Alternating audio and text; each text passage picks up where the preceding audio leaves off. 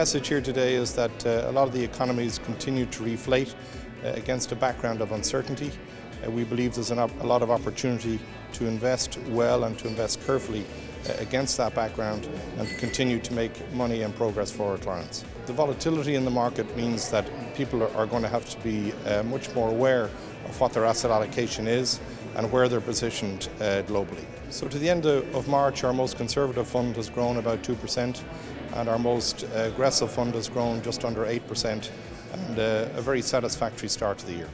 In terms of political instability, last year we obviously saw Brexit, we saw the Trump election, and we saw the Italian election. And at the start of this year, we have 4 elections, one which has occurred, the Dutch election, which really went without a whimper. And then we had, we're in the middle of the French election, which augurs well for markets after the first round vote. But in essence, over the last few years, we've seen a rise in the populist vote. And to a certain extent, that and other factors, we believe that the 37-year cycle of monetary policy and falling interest rates has come to an end. And we believe that the age of austerity is dead. This is a year of major defining elections in the European Union, especially in some of the very large states. It's the year of the beginning of the end of the membership of the United Kingdom, and it's a year when a new administration has taken over in the United States and seems to fulfill all of the elements of being the apprentice, so learning by doing, and it leaves a country like Ireland figuring out what are the angles, what are the possibilities, how to position ourselves and how best to promote our interests and our values. I think overall we should not allow it cast an excessively pessimistic gloom. There are real challenges, they've got to be addressed.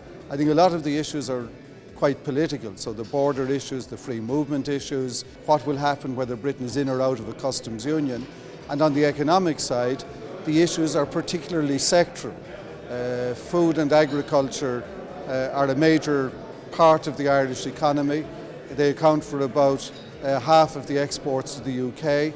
Those exports account for about 1/7 of all of our goods exports. But it's really important that we don't allow its relative scale, which really matters, to become 100% of our debate, or to have this significant part of our interests obliterate all the other interests and create new uncertainties by making silly decisions about who we are, where we belong, and where we should position ourselves.